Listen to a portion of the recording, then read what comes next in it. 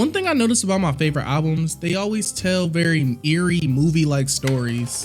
Whether it's Kendrick explaining a drive-by, Biggie talking about suicidal thoughts, or Saba talking about his trauma, we always get an inciting incident we don't see coming that sets the story in motion.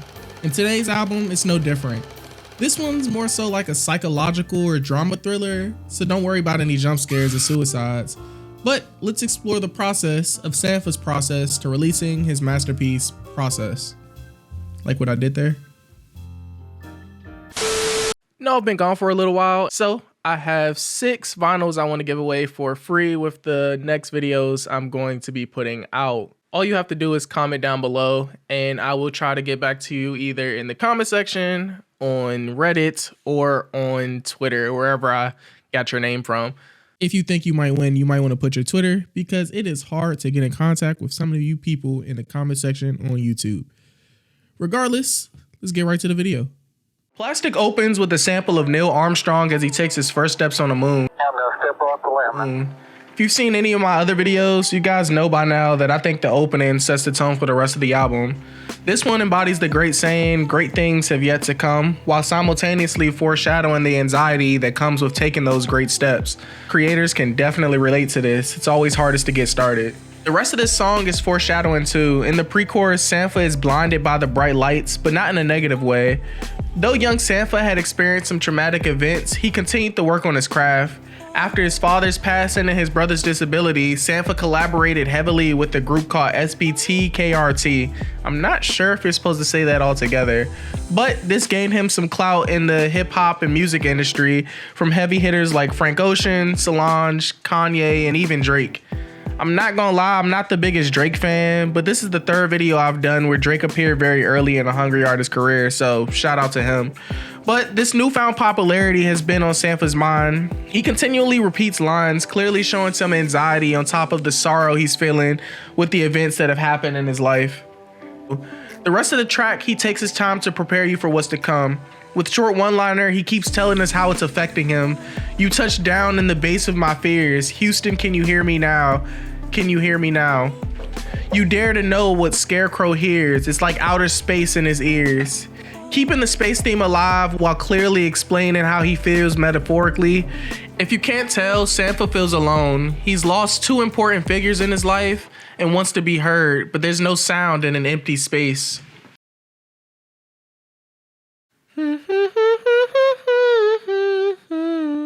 Blood on Me. This track opens with a very hypnotic sound. You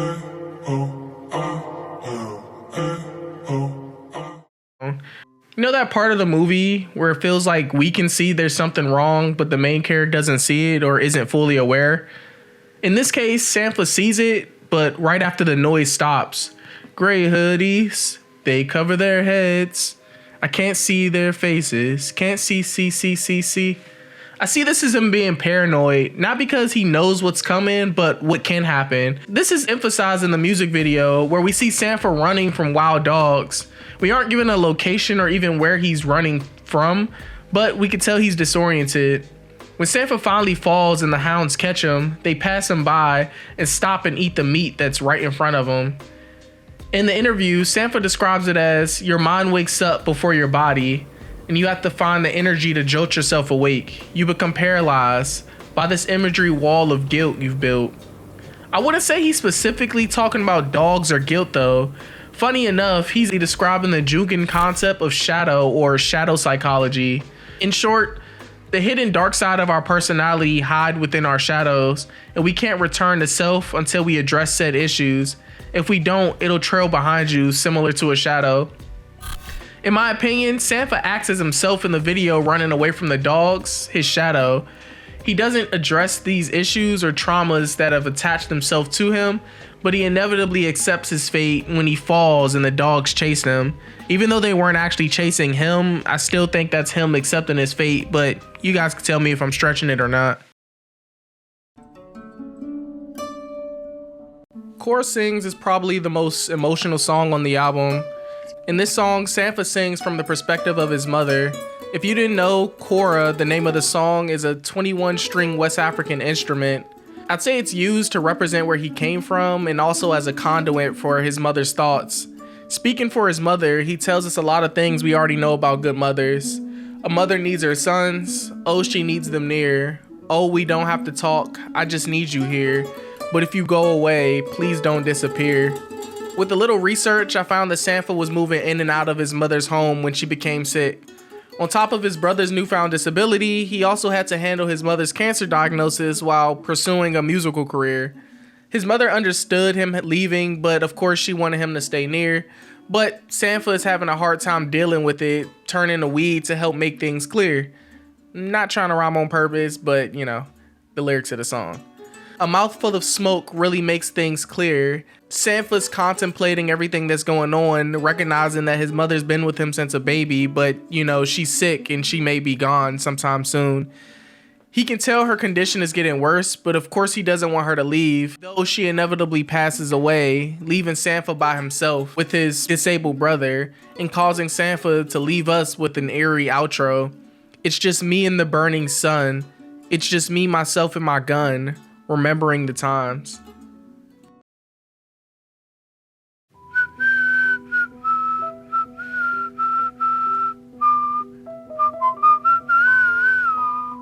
In my opinion, these back-to-back tracks form a cultural map of both the loss and the inevitable.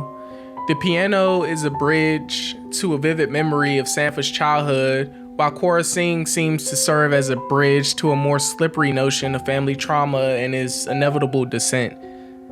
Going back to the Please Don't Disappear lyric in Cora Sings, in this song Sampha moves back into his mother's home.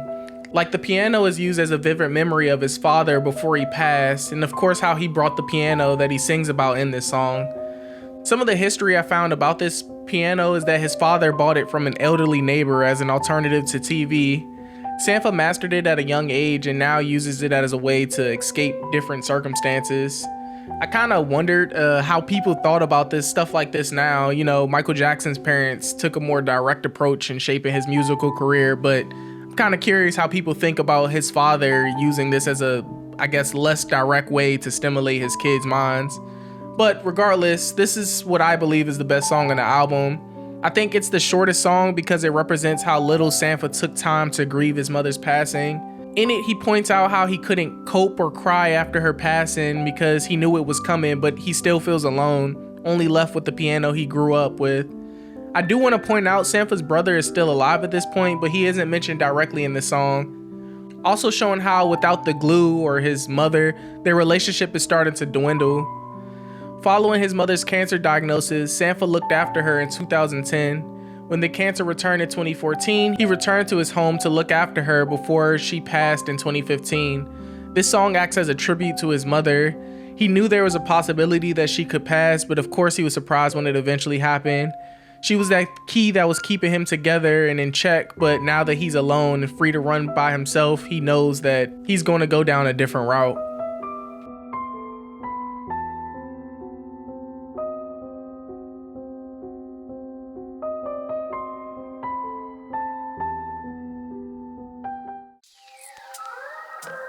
Take Me Inside starts with Sampha arguing with his girl in his head. Does he still make your blood rush? These days I'm not sure how to feel. He's acting kind of weird in this one. He's prepping the argument that he's gonna have with his girl before he actually has it. I don't care if you take me inside, you can be what you want every time.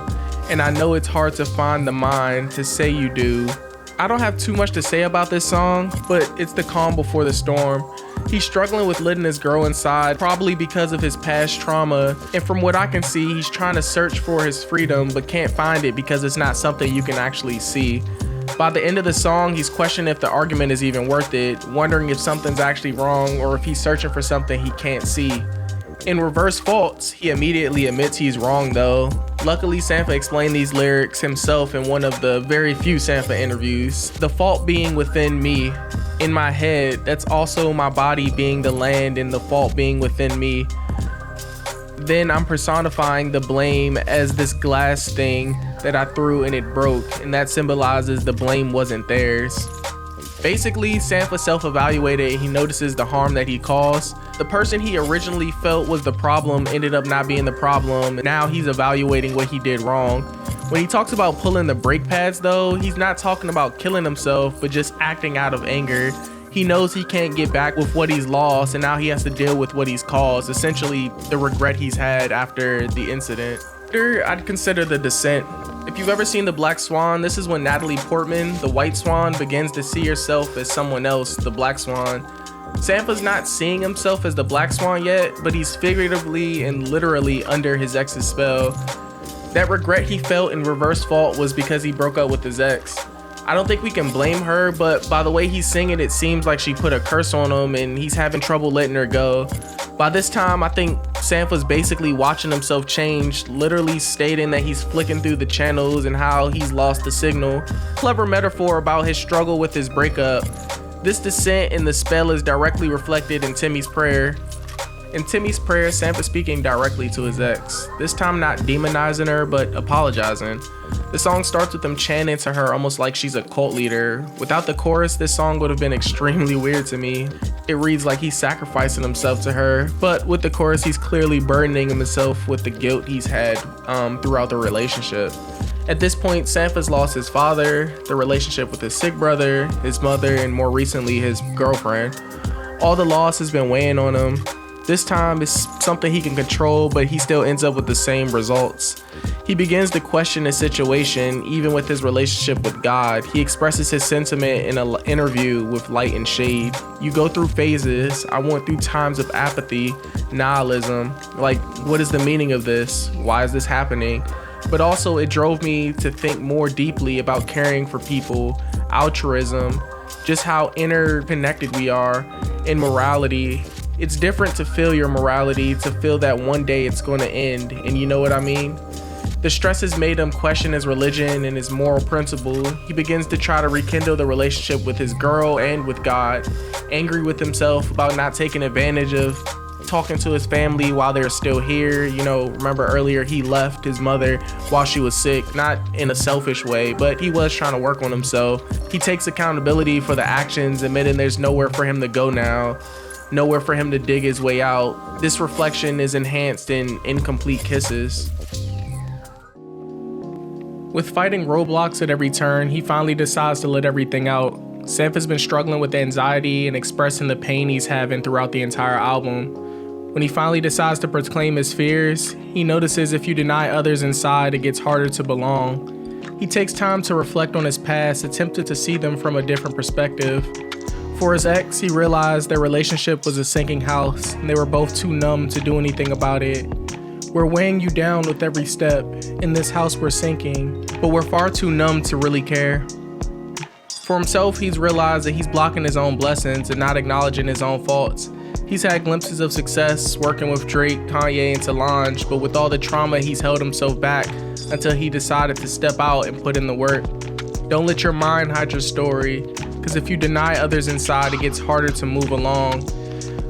He's finally realized that nobody's coming to save him. He's alone, but it's up to him to deal with the situation at hand. It's kind of sad, but he has to take it one day at a time. When he finally closes his eyes, it's up to him to move forward. And when he finally does, that will open a portal that can take him anywhere his mind can dream of. The TV keeps glitching, the lights dim down, and portals appear. He saves the best for last and speaks on what he realized with his family. Sampha started this journey with 5 siblings, a girlfriend, and both parents. Losing both parents, his connection with one of his brothers, and his girlfriend. In the final moments, he puts his family on his back, taking the lessons and inspirations they've put in him and placed them around his neck. Put them around my neck, I'm walking around high. Remembering his mother told him he could always come home and that he needs to grow. You can always come home. You can always come home. A mother always knows. Finally considering to rekindle his relationship with his brother. I should visit my brother, but I haven't been there in months. I lost connection, signal to how we were.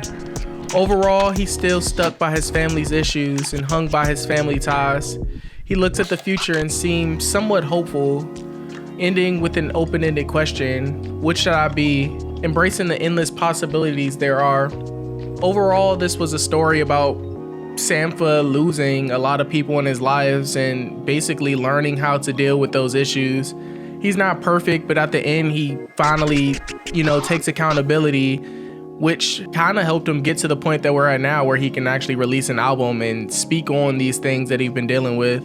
I'm not surprised Sampha doesn't drop that much music, because he has been through a lot, and you know, I am interested to see what else he puts out. But let me know what you guys think about this down below. Don't forget to like, comment, subscribe if you like this type of video, and if you guys give me some ideas for another video, I'll try to knock it out. I promise I won't be gone as long as I was the last time. I just finished a short film and a full-length screenplay, but you guys should get videos, at least one video per month this year. So I'll catch you in the next one. Peace.